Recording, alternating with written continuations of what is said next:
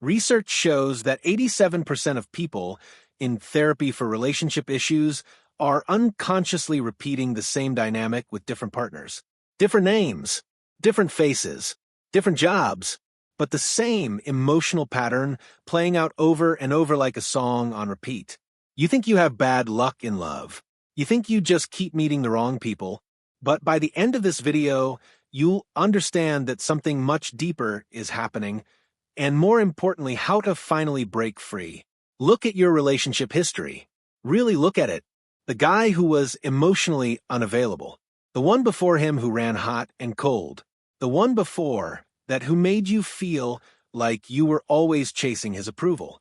Different men, but if you're honest with yourself, the same feeling in your chest, the same anxiety, the same desperate hope that this time would be different. You've probably blamed yourself. Why do I keep picking the wrong people? You've probably blamed them. Why are all men like this? You've maybe even wondered if the universe is conspiring against you. But here's the truth that might change everything. You're not choosing badly. You're not cursed. You're caught in a psychological pattern that was programmed into you long before you ever went on your first date. And there's a name for exactly what's happening to you. I'm going to explain it in a way that will finally make your entire romantic history make sense. What you're experiencing is called repetition compulsion, and it's one of the most powerful and least understood forces shaping human relationships. Sigmund Freud first identified this phenomenon in 1920. He noticed that his patients kept recreating painful situations from their past, even when consciously they wanted nothing more than to avoid that pain. He called it the compulsion to repeat, an unconscious drive to return to unresolved emotional experiences in an attempt to master them. But here's where it gets interesting. Carl Jung expanded on this concept through his work on the shadow and the collective unconscious. Jung believed that we're drawn to people who activate our deepest wounds not because we're masochistic, but because the psyche is always seeking wholeness. The parts of ourselves we've repressed, denied, or never integrated. Jung called this the shadow, will keep appearing in our external relationships until we finally face them internally. In other words, you're not attracted to emotionally unavailable men because you enjoy suffering. You're attracted to them because something in your history remains unhealed, and your unconscious mind keeps presenting you with opportunities to heal it. This is what psychologists now call groundhogging, the pattern of dating the same type of person over and over, hoping for a different outcome. The name comes from the movie Groundhog Day, where the main character relives the same day repeatedly. In relationships, you're reliving the same dynamic repeatedly, just with different actors playing the same role. From a neuroscience perspective, your brain has created neural pathways around what love feels like. If your earliest experiences of love were mixed with anxiety, unpredictability, or the need to earn affection, those pathways become the template your brain uses to identify love in adulthood. This is why consistent available partners often feel boring or even suspicious to you. Your nervous system doesn't recognize that as love. It feels foreign, uncomfortable, like wearing someone else's clothes. Meanwhile, the man who keeps you guessing, who gives you highs and lows, who makes you work for his attention, him, your brain recognizes. That anxiety in your chest? Your brain misreads it as attraction. Attachment theory provides another crucial framework. If you developed an anxious attachment style in childhood, typically from inconsistent caregiving, where love was present sometimes but not others, you learned that love requires vigilance. You learned to scan for threats, to try harder when someone pulled away, to feel most alive when you were uncertain about where you stood. This attachment style then becomes a filter through which you see all romantic partners. Available, secure partners get filtered out as not exciting enough. Unavailable, inconsistent partners pass through the filter as, finally, someone worth pursuing. The repetition isn't random. It's your psyche's attempt to rewrite history. Somewhere deep in your unconscious, there's a belief that says, if I can just make this unavailable person love me consistently, I'll prove that I was always worthy of consistent love. You're not just dating these men, you're trying to heal your childhood through them. But here's the painful paradox. You can never heal an old wound by recreating the conditions that caused it. Choosing another unavailable partner doesn't give you a chance to finally be chosen. It just reinforces the original belief that you won't be. The compulsion feels like attraction. It feels like chemistry. It feels like fate or destiny or a connection you can't explain. But it's actually recognition. Your wounded parts recognize their counterpart in another person's wounded parts. And that recognition floods your system with familiarity that your brain interprets as rightness. This is why you can meet a wonderful, kind, emotionally available person and feel absolutely nothing. And then meet someone who will clearly hurt you and feel everything. Your heart isn't broken. Your pattern recognition system is working exactly as it was programmed. The problem is that it was programmed by pain. But I need to show you what this actually looks like in real relationships, because once you see the pattern clearly, you can never unsee it. Let me tell you about Jordan. Jordan is 34, successful, intelligent, self-aware. She's been in therapy for 3 years. She meditates. She reads self-help books. She knows about attachment theory and has done workbooks on healing her inner child. And yet, she just ended her 4th consecutive relationship with an emotionally unavailable man. Michael was different, she told herself when they met. He was a therapist himself. He talked about feelings. He seemed so evolved. But 3 months in, the familiar pattern emerged. He needed space. He couldn't commit to plans. He was present 1 week and distant the next. How does this keep happening? Jordan asked her therapist. I know all about these patterns. I can literally identify red flags in the first conversation. But I still feel nothing when I meet healthy men, and everything when I meet men like Michael. Her therapist asked her about her father. Jordan's father was a brilliant, charismatic man who traveled for work constantly. When he was home, he was magical, fully present, adoring, the center of her universe. When he was gone, which was most of the time, Jordan felt like she didn't exist. She learned early that love was something that appeared and disappeared, that the people you loved most were the ones most likely to leave. Remember when I said there's a psychological pattern programmed into you? For Jordan, that pattern was written before she turned 5, and every relationship since has been an attempt to rewrite it. Every unavailable man Jordan chooses is an unconscious attempt to finally make her father stay. If she can just be enough for Michael or the one before him, or the one before that, she'll prove that she was always enough for the man who kept leaving. But Michael isn't her father, and her adult relationships can't heal her childhood wounds. At least not the way she's been approaching them. Consider another example. Amara noticed a different pattern in her relationships. She didn't choose emotionally distant men. She chose men who needed saving, addicts, struggling artists, men with unprocessed trauma who she believed she could help heal. Each relationship started with her feeling powerful, needed, essential. But eventually, she became exhausted from carrying someone else's emotional weight while her own needs went unmet. Amara's mother had been an alcoholic. As a child, Amara had learned that love meant managing someone else's chaos. She'd learned that her value came from being helpful, from fixing, from holding everything together when things fell apart. Her repetition compulsion wasn't about chasing unavailability. It was about recreating the dynamic where she was the stable one, the caretaker, the person who loved someone through their worst moments, hoping they'd eventually be capable of loving her back. Different pattern, same compulsion, different wound, same attempt to heal it through repetition. The tragedy of repetition compulsion is that it's always almost working. There are enough good moments, enough glimpses of what could be, to keep you believing that this time might be different. And that hope is what keeps the cycle alive. Understanding repetition compulsion is the first step, but knowledge alone won't break the pattern. Here's what will. Step 1. Map your pattern with brutal honesty. Write down every significant romantic relationship you've had, not just who they were, but how they made you feel. What was the emotional texture of the relationship? When did you feel most anxious, most alive, most yourself? Look for the common thread. It might not be obvious surface characteristics like they all had dark hair or they all worked in finance. Look deeper. Did they all struggle with emotional expression? Did they all need rescuing? Did they all keep you slightly off balance, never quite sure where you stood? You can love someone and recognize they fit a harmful pattern.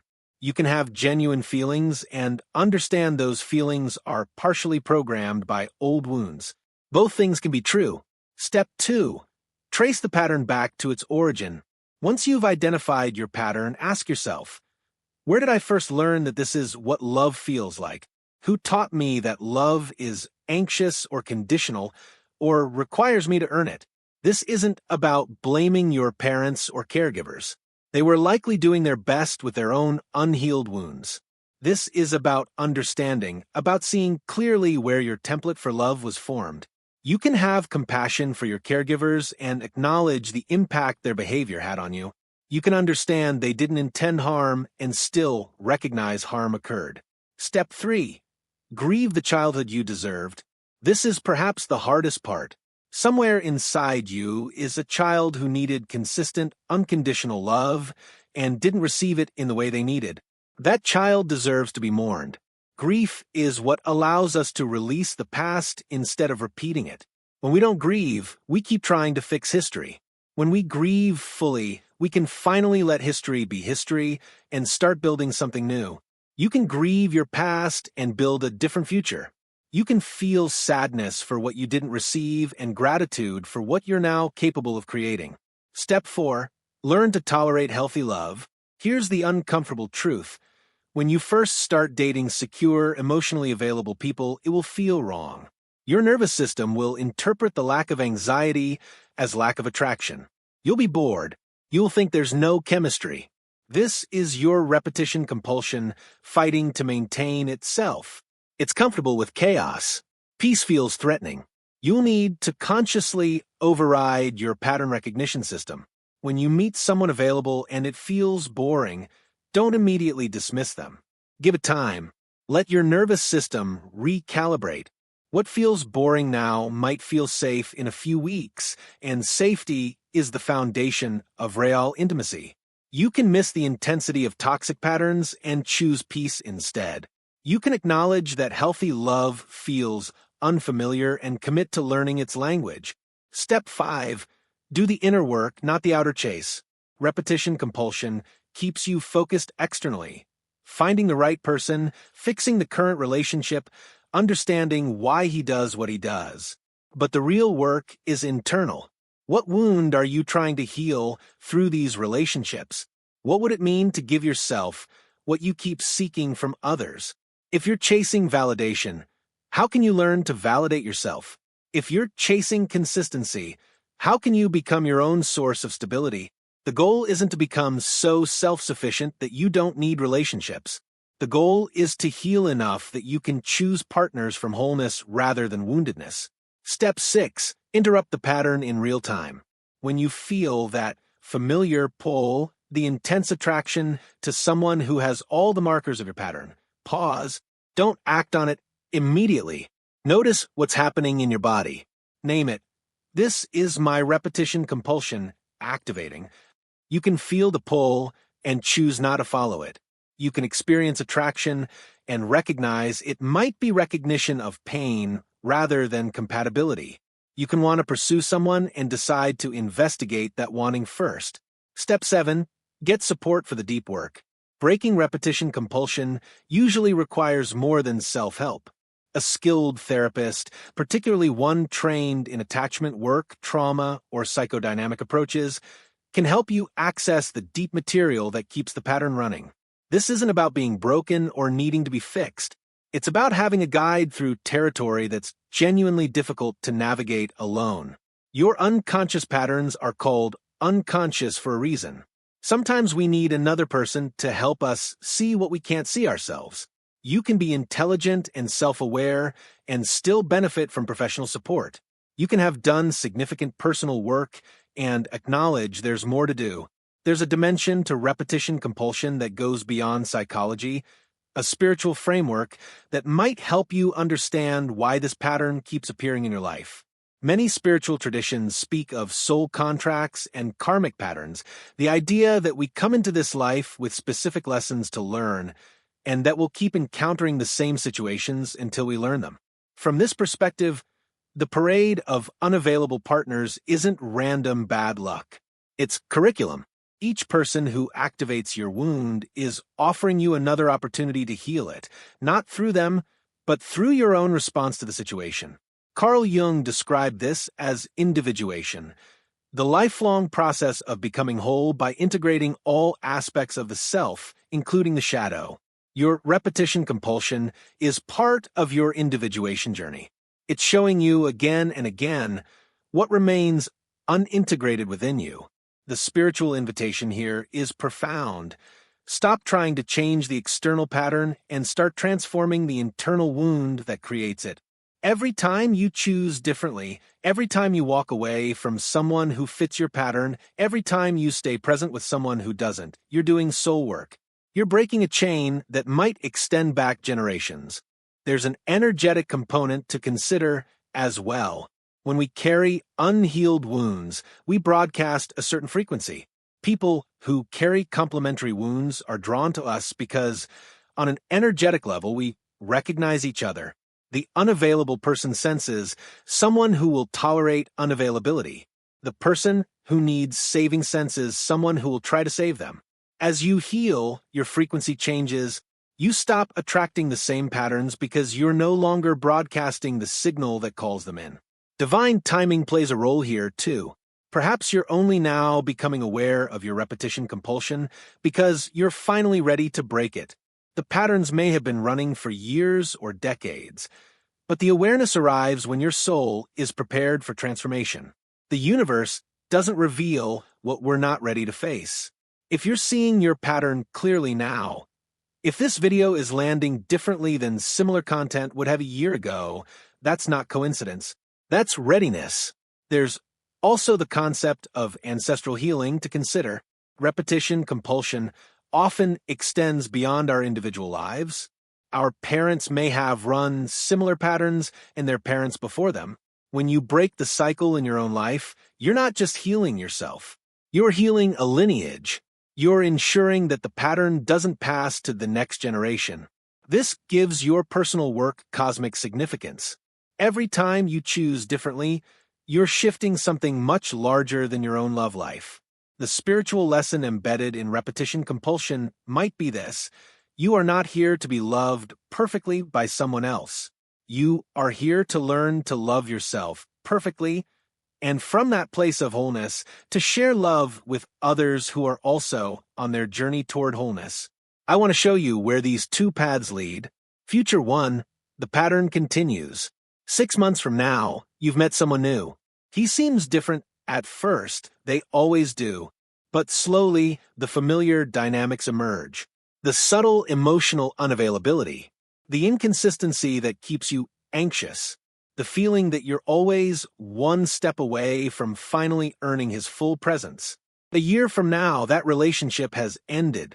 You're back on the apps, telling yourself you've learned a lesson. But your nervous system hasn't changed. You're still filtering out the available people, still feeling sparks only with those who will disappoint you. 5 years from now, you've added several more names to the list of people who couldn't love you the way you needed. You're exhausted, cynical. Maybe you've decided that love just isn't in the cards for you, that you're destined to be alone or settle for something that doesn't fulfill you. The pattern didn't break because you never addressed what was driving it. You kept changing partners while keeping the same wound. Future 2, you break the cycle. 6 months from now, you've been doing the deep work. Therapy, journaling, grief, work around the love you didn't receive as a child. It's hard, some days unbearably so, but you can feel something shifting. You've met someone who doesn't fit your pattern. At first, you felt almost nothing. No sparks, no intensity, no familiar anxiety masquerading as attraction. But you're learning to stay present with that discomfort instead of running from it.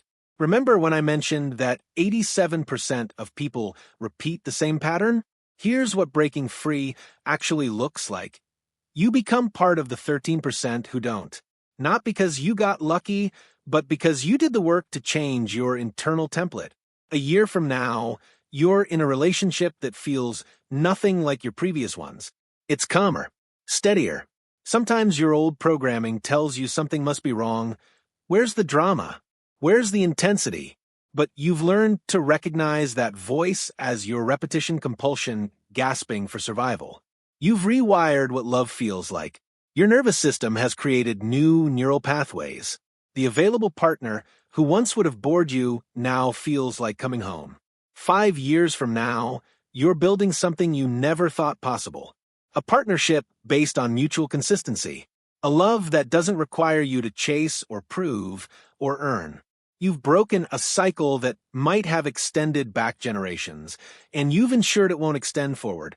When you tell your story, the journey from pattern to freedom, it helps others see that change is possible.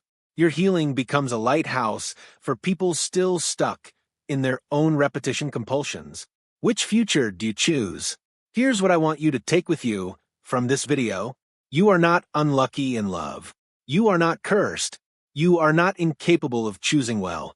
You are running a pattern that was installed long before you had the power to refuse it. And now, finally, you have that power. Repetition compulsion isn't a life sentence. It's a starting point. Once you see the pattern, you can change it. Once you understand that you've been seeking healing in places that can never provide it, you can redirect your search inward. The parade of unavailable partners wasn't random. It was your psyche presenting you with the same lesson again and again, waiting for you to learn it. Not through them, but through yourself. The right partner for you will not feel like your wound recognized. They will feel like your healing celebrated. The love you deserve won't require you to prove yourself. It will meet you where you are and invite you to grow together. But that love can only find you when you stop running the old program. When you're ready to feel something different. When you're willing to tolerate the unfamiliarity of peace. You've spent enough years dating the same person in different bodies. It's time to become someone different. Someone healed enough to choose differently. If this video helped you see a pattern you hadn't fully recognized, subscribe to Shadow Psychology. We explore the hidden forces shaping your relationships, and more importantly, how to reclaim your power over them. Comment below, what pattern have you noticed in your relationship history? What's the common thread you keep encountering? Your awareness might help someone else recognize their own pattern. Until next time, remember, the best time to break a cycle was before it started. The second best time is now.